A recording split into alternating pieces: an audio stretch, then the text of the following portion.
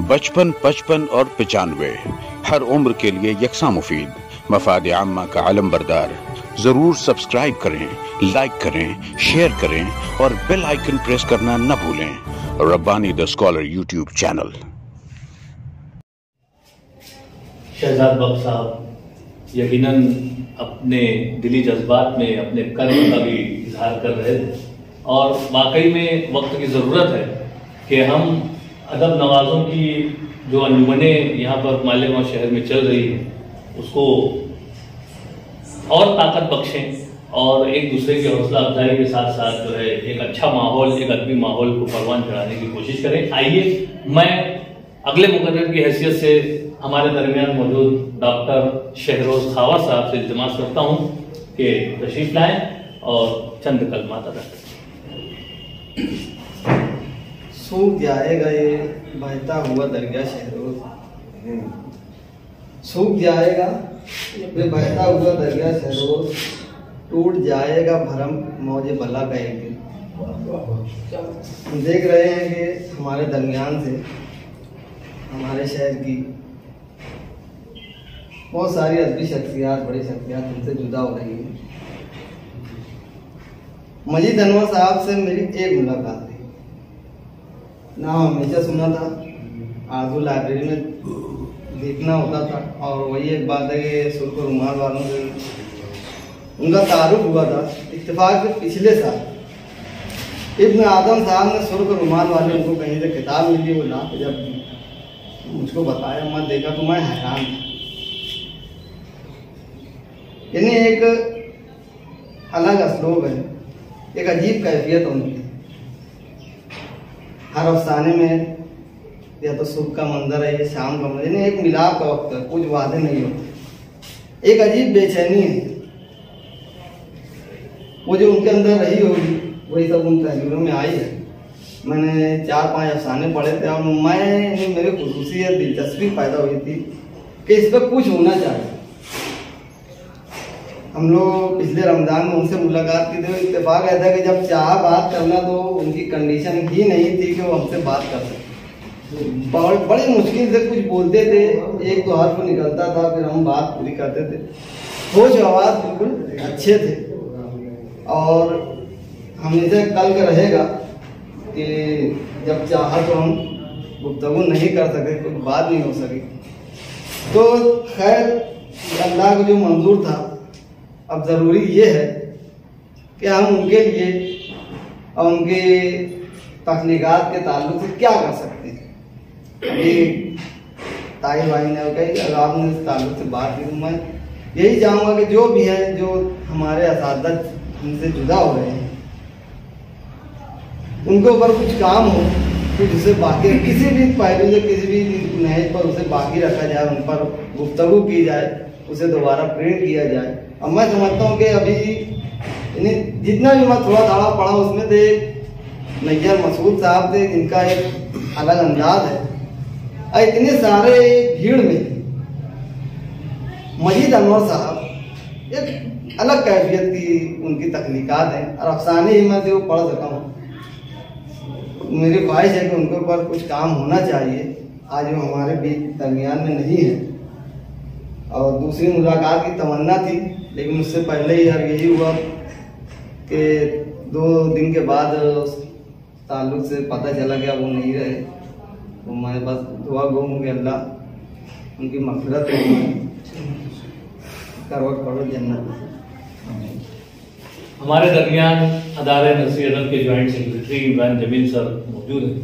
मैं चाहूँगा कि वो भी अपनी बातें यहाँ पर पेश करें। सदर साहब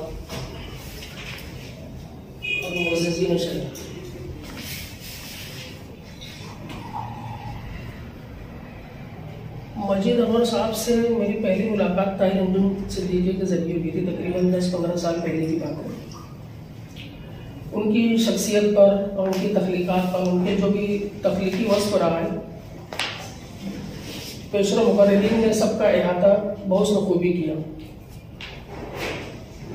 लेकिन अफसोस इसी बात का है कि हम लोग जिस समाज में रहते हैं, हम सभी लोगों ने बराह रास्त या बिन रास्त अपने असातिज़ा इकराम से जो कुछ भी सीखा, ज़बान सीखी, तख्लीकी औसाफ को किस तरह से निखारा जाए वो सीखा। जिस भी मीडियम से हम लोगों ने सीखा है वो सारे मुअज़्ज़ज़ असातिज़ा इकराम के बाद दीगरे गुज़िश्ता 2 वर्षों में हम सभी का साथ छोड़कर चले गए। अफसोस की बात यही है कि जब हम इन्हीं असातिज़ा इकराम में से बहुत सारे लोगों को जब जानते हैं कि उनके अपने घर के हालात किस तरह के थे, शायद वो अपने तख्लीकी काम और समाज की जिम्मेदारियों और रोजगार के जो भी मामलात रहे हों उसमें तवाज़ुन बरकरार ना रखने की वजह से या समाज की बेइतनाई की वजह से वो कुछ इस नफ्सियाती डिप्रेशन में गए कि बहुत ही कमामेज वाक़े होते चले गए, जैसा कि अभी शबनसारी में। उसके पीछे एक बात मुझे और नजर आती है जो मैं समझ सका हूँ।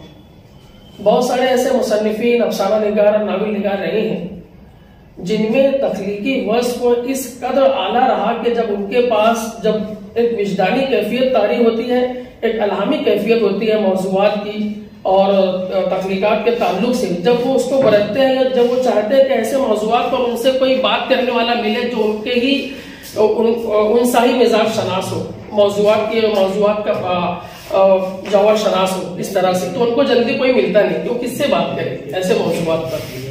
होता यही है कि जब बहुत सारे लोगों में जब ये नशिस्तें जमती हैं या दोस्त अहबाब इकट्ठा होते हैं, कलामकार लोग, ऐसे ही कुछ असातिज़ा किराम जब अपने साथियों से बात करते हैं तो उनको बहुत ही निचली सतह पर जाकर कंप्रोमाइज करना पड़ता है। तो उससे बेहतर उन्हें यही नजर आता है कि हम गोशा नशीनी इख्तियार करें और अपनी तख्लीकात के जो तो अंबार लगाते चले जाएं।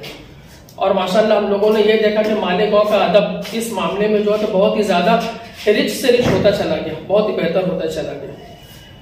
कुछ शिकायतें आती हैं, हम लोग सभी जानते हैं कि कुछ हमारे अदीब जो समाज के नब्ज पर हाथ रखते हैं, मुख्तलिफ मौज़ूआत को उठाते हैं, समाज में मौजूद लोगों को बेदार करते हैं अपने मज़ामीन के जरिए, अफसानों के जरिए, लेकिन जब वही अदीब प्रैक्टिकल लाइफ में हम लोग उनको देखते हैं तो यही समाज से बहुत ज्यादा रब्त ना रखने की वजह से बहुत हम सभी लोग महरूम रहे। तस्करा चल रहा है कि उनकी फला तकलीफ हम लोग पढ़ नहीं पाए, सुर के रुमाल वाले बस यही हवाला मिलता है जहां तक मैं समझता हूँ, लेकिन जो सब भाई वगैरह इसमें हमेशा मुतहरिक रहे हैं। तस्करा नवीस भी है और बहुत ही फाल रहते हैं, ऐसे ही अहमद नईम है और भी जो दीगर उनको पढ़ने वाले मुश्ताक भाई वगैरह। तो ये शिकायत तो बहरहाल अपनी जगह बजा है, लेकिन कोई इसके पीछे जानने की कोशिश नहीं करता, कोई खबरगिरी नहीं करता। जैसे अगर मैं समाज के ऊपर कोई लांछन लगाता हूँ, यहाँ पे यही लफ्ज मुनासिब लग रहा है, कोई इल्जाम लगाता हूँ, कोई एलिगेशन, तो वही मैं भी तो समाज का हिस्सा हूँ। मुझे भी तो ये चीज समझना चाहिए कि आखिर इस तरह के वाकयात ऐसे मुसन्निफीन के साथ क्यों वाक़ होते हैं। ये हमारी अखलाकी जिम्मेदारी है, समाजी जिम्मेदारी है। बैकैफ अभी यही है कि हम लोग के लिए करने वाली चीज यही है कि आपकी तख्लीकात को यकजा किया जाए और ये सिर्फ ऐसा नहीं कि गुफ्तन नशिस्तन बर्खास्तन वाली बात हो जाए, हम लोग उसको यकजा करें मुख्तलिफ लोगों की मावनत से, जो इसमें इंटेंशनल, जो यहाँ पे अपना खुद से एफर्ट लें। कहने का मकसद ये नहीं कि सिर्फ यहाँ पे बैठ गए, पजीराई हो गई, लफ्जों की सराहना हो गई, हम लोग की रिपोर्टिंग आ गई, फला नहीं है कहा, फला नहीं कहा। अमली तौर पर इस मैदान में उतर कर जो भी इसके ताल्लुक से बन पड़ता है, हमें उनकी तख्लीकात को जमा करने के ताल्लुक से या जो कुछ भी चीजें हैं हमें साथ देना चाहिए, ताकि जब इस पे काम हो, बहुत सारे पीएचडी करने वाले होते हैं, कुछ एनसीपीएल की तरफ से कुछ प्रोजेक्ट का काम शुरू होता है, तो उन लोगों के लिए आसानियां पैदा हो जाती हैं। तो इसमें हम लोग माविनत करेंगे तो मुझे कहीं ना कहीं लगता है कि हम इन्हीं प्लेटफॉर्म के जरिए जो हम लोगों ने सीखा है बिराज, हम लोग कहीं ना कहीं हक अदा करने में मुमकिन हद तक कामयाब हो सकते हैं। और समाज में तो हर तरह के लोग रहते हैं, बहुत सारे लोग माशी तौर पर माविनत करते हैं, लेकिन इस तरीके से तख्लीकी माविनत तादेर जिंदा रहेगी। इस मौके पर मैं यही कहूंगा, चूंकि ज्यादा मरासिम बन नहीं पाए थे कमामेजी की वजह से, या हमारी तसाहुली और हमारी बेखबरी रही, मैं तो जिम्मेदार खुद को मानता हूँ, अपने आप को मानता हूँ कि हम लोग बहुत सारी ऐसी जगहों पे चाहने के बावजूद भी या शायद कुछ हालात की वजह से हम लोग उनसे बराबर राब्ता उस्तवार नहीं रख सके। मरासिम वैसे नहीं रहे, ऐसे अदीबों से बहुत मुअज़्ज़ज़ रहे हैं, काबिल एहतराम रहे हैं, या हमारे माँ बाप की दर्जा रखते हैं ऐसे असातिज़ा इकराम। तो जिम्मेदार हम हैं। लेकिन इस मौके पर मैं ऐसे तमाम ही मरहूमीन के ताल्लुक से, बिलखुसूस जिनके ताल्लुक से इस ताज़ियती नशिस्त का इनेकाद किया गया, तो अल्लाह गफूर रहीम से मैं दुआगो हूँ कि पाक परवरदिगार आलम आपके सय्याद को हसनात से मुबद्दल फरमाए, आपको जन्नतुल फिरदौस में आला मुकाम अता फरमाए, लवाहिकीन को, अहले खाना को, जुमला मुताल्लिकीन को, दोस्त अहबाब को सब्र जमील अता फरमाए। 55, 55 और 95 हर उम्र के लिए यकसा मुफीद, मफाद आम्मा का आलम बरदार। जरूर सब्सक्राइब करें, लाइक करें, शेयर करें और बेल आइकन प्रेस करना न भूलें। Rabbani the scholar YouTube channel. Rabbani the scholar YouTube channel इल्मी, अदबी, दीनी, मिल्ली, समाजी, सकाफती, तहजीबी, फलाही, तिब्बी, फ़न्नी, माशी, तिजारती, माशरती, इंतज़ामी, इनकलाबी, तहरीकी, तहकीकी, तकनीकी, तफ्तीशी, तामीरी, तालीमी व मालूमाती यूट्यूब चैनल। ज़रूर सब्सक्राइब करें, लाइक करें, शेयर करें और बेल आइकन प्रेस करें। Rabbani the scholar YouTube channel.